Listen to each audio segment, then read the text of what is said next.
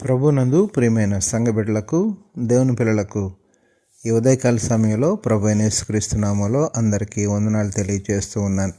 గడిచిన రోజు నుంచి ఈ రోజు వరకు దేవుడు మనకు తోడుగా ఉండి ఆయన కాపుదల మనతో ఉంచి ఈ సమయంలో ఆయన నామాన్ని స్తుతించుకోవడానికి ప్రభు ఇచ్చిన మంచి సమయాన్ని బట్టి దేవునికి మహిమ, ఘనత, ప్రభావాలు కలుగును గాక.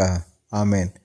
అనుదిన వాక్యాహారం ద్వారా ఈరోజు దేవుడు మనకిస్తున్నటువంటి చక్కని వాక్య వాగ్దానం, నీకును నీ ఇంటికిని నీకు కలిగిన అంతటికి క్షేమమునుగాక అని సమూయేలు మొదటి గ్రంథం 25వ అధ్యాయము 26వ వచనంలో ప్రభు యొక్క వాగ్దానాన్ని మనం చూస్తూ ఉన్నాం.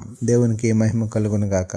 ప్రియమైన దేవుని పిల్లలారా, ఈ మాటను మనం చూసినట్లయితే మన ప్రభువు ఈనాడు తన పిల్లలమైనటువంటి మనకు ఆయన చక్కని వాగ్దానాన్ని ఇస్తూ ఉన్నారు. మనకు మన ఇంటికి కావలసినటువంటి క్షేమాన్ని ఆయన అనుగ్రహిస్తూ ఉన్నారు అని.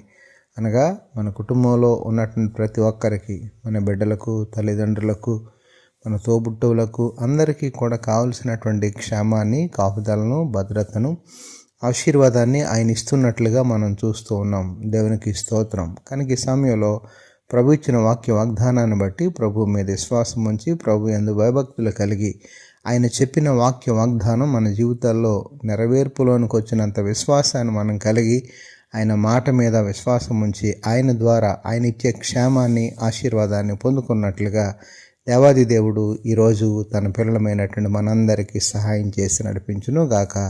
ఆమెన్. ప్రార్థనలో ఏకీభవించండి. పరిశుద్ధుడైన మా దేవ, ప్రేమగల మా తండ్రి, ఈ ఉదయకాల సమయంలో మరొకసారి ఈ శ్రేష్టమైన ఉన్నతమైన నామానికి వందనాలు, స్తోత్రాలు చెల్లిస్తున్నాం ప్రభా. ఈరోజు మీరు మాకు ఇచ్చిన వాక్య వాగ్దానాన్ని బట్టి నీకే స్తుతులు, స్తోత్రాలు చెల్లిస్తున్నాం తండ్రి. ఈ రోజంతా నీ పిల్లలమైన మాకు మీరే తోడుగా ఉండి సహాయం చేసి నడిపించండి.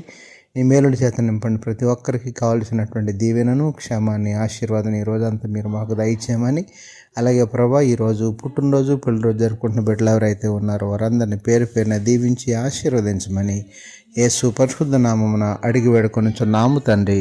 ఆమెన్.